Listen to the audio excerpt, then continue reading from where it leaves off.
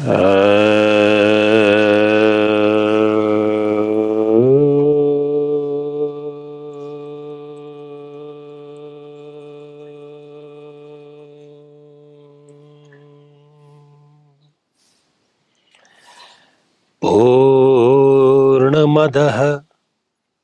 पूर्णमिदं पूर्णात् पूर्णमुदच्यते पूर्णस्य पूर्णमादाय पूर्णमेवावशिष्यते।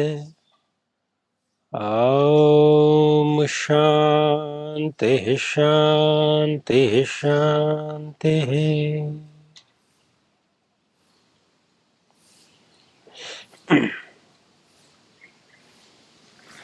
गुरुजी प्रणाम।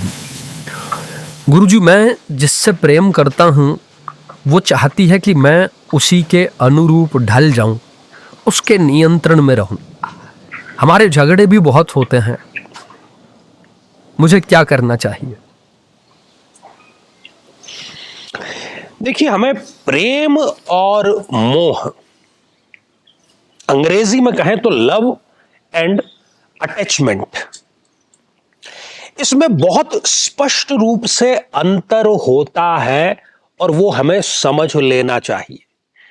नहीं तो आप संबंधों के ऐसे चक्रव्यूह में फंस जाएंगे कि अंत में सिवाय पछतावे के और कुछ भी नहीं रहेगा और आपको लगेगा कि बस मेरा उपयोग किया गया है, यूज किया गया है। हम गलती कर बैठते हैं। हम कई बार प्रेम को मोह समझ बैठते हैं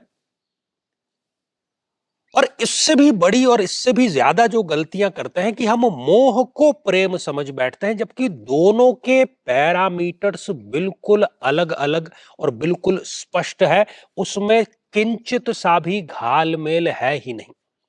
और आप स्वयं इससे अंदाजा लगा सकते हैं कि आप सच्चे प्रेम में हैं या नहीं, या आपका जो साथी है, कोई भी हो सकता है, वो सच्चे प्रेम में है या नहीं। इसकी सबसे पहली और सबसे स्पष्ट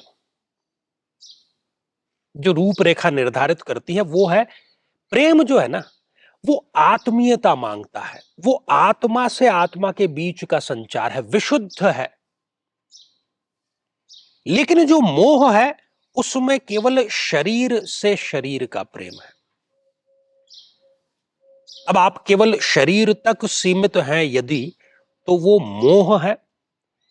यदि आत्मीयता है, आत्मा का बंधन है, मन का बंधन है, तो वो प्रेम है। दूसरा बहुत ही स्पष्ट कि प्रेम जो है उसमें किसी भी प्रकार का स्वार्थ होता ही नहीं, दूर दूर तक नहीं होता। केवल देने की, समर्पण की इच्छा होती है। जबकि मोह में पहली कंडीशन ही यही होती है कि मेरी स्वार्थ की क्या पूर्ति हो रही है, ये क्वेश्चन होता है। वो स्पष्ट रूप से मोह ही है।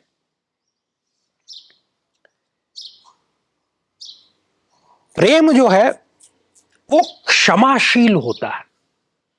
आपको चाहते हुए भी प्रेमी में, प्रेमिका में कोई गलती नजर आ ही नहीं सकती, आप ढूंढ ही नहीं पाओगे। वो प्रेम है।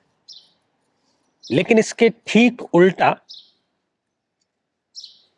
यदि मोह है, केवल अटैचमेंट है, तो आप सामने वाले को नियंत्रण करना चाहोगे, पोजीशन होगा उसमें कि बस मेरे अनुसार आप चलिए।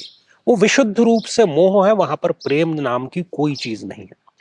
क्योंकि प्रेम स्वतंत्रता देता है। प्रेम कोई पाश नहीं है, कोई बंधन नहीं है। प्रेम आपको स्वतंत्रता देता है, जबकि मोह आपको नियंत्रण, कंट्रोल फ्रीक आपको बना देता है। प्रेम आपके लिए मुक्ति का मार्ग खोलता है। आप एक्सीलेंस में होते हो, आप अच्छा पढ़ते हो, आप सीखते हो, आप एक अच्छी पर्सनैलिटी बन जाते हो प्रेम में। जबकि मोह में आपके अवगुण, जितने भी बुरे गुण हैं, उनमें वृद्धि होती है। इस पॉइंट से भी आप इसको समझ सकते हैं। प्रेम में किसी भी प्रकार की कोई शर्त होती ही नहीं। एक भी उसमें शर्त नहीं होती कि यह शर्त है मेरी प्रेम की। जबकि मोह में शर्तों की आपके सामने लिस्ट रख दी जाएगी, मुझे ये चाहिए, ये नौकरी, इतना पैसा, ये घर, ये गाड़ी, ये कंडीशन, तो ये होगा, तो वो मोह है, वहां पर प्रेम नाम की कोई वस्तु नहीं। फिर प्रेम आपको मांगना नहीं पड़ता। अगर मोह है तो आपको मांगना पड़ेगा। वो प्रेम तो उड़ेला जाता है, जैसे प्रकृति हवा की बयार चलाती है, मांगनी नहीं पड़ती हमें। प्रेम में मांगना नहीं पड़ता और मोह में मांगना ही पड़ता है। प्रेम आपको योगी बना देता है और मोह आपको भोगी बना देता है। आप मां को ही देख लीजिए, मां का जो प्रेम है, हालांकि यहां पर जो बात है वो केवल मां के प्रेम पर लागू नहीं है, सभी प्रकार के संबंधों पर ये बातें लागू है जो बताई हैं। लेकिन मां के अंदर ये सारी चीजें होती है, वो स्वतंत्रता भी देती है, क्षमाशील भी होती है, निस्वार्थ उसका प्रेम होता है, कोई शर्त नहीं होती, बेशर्त प्रेम होता है।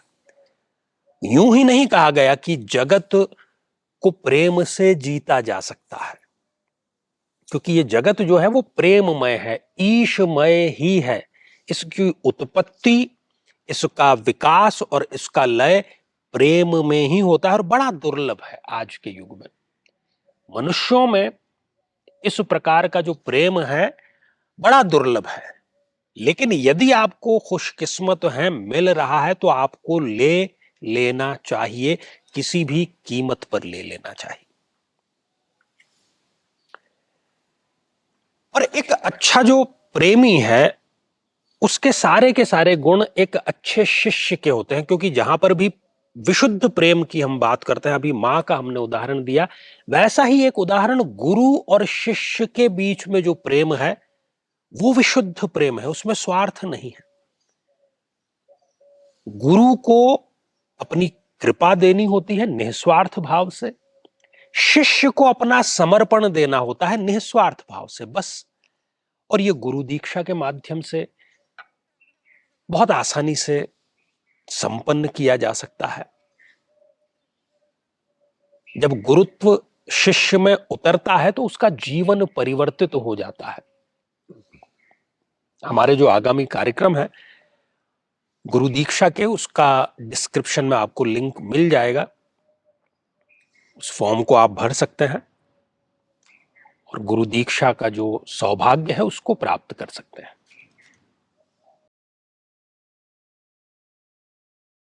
84 लाख योनियों में भटकने के बाद कहीं जाकर ये मानव शरीर मिला है, और जिसे हम भोग, वासनाओं और विलास में व्यर्थ गंवा रहे हैं, जिसका सुनिश्चित परिणाम दुख और पछतावा है ही। जब तक जीवन है, सुख और दुख का ये क्रम तो चलता ही रहेगा, लेकिन गुरुदेव के आशीर्वाद से आप सदैव आनंदित, हर्षित और प्रसन्न बने रह सकते हैं। ये एक पुनर्जीवन के समान है। परम पूज्य गुरुदेव आचार्य चंद्रकांत जी से गुरु दीक्षा प्राप्त कर अपने जीवन को सार्थक बनाएं, ताकि आपको अलौकिक, पारलौकिक और सांसारिक सभी सुखों की प्राप्ति हो सके।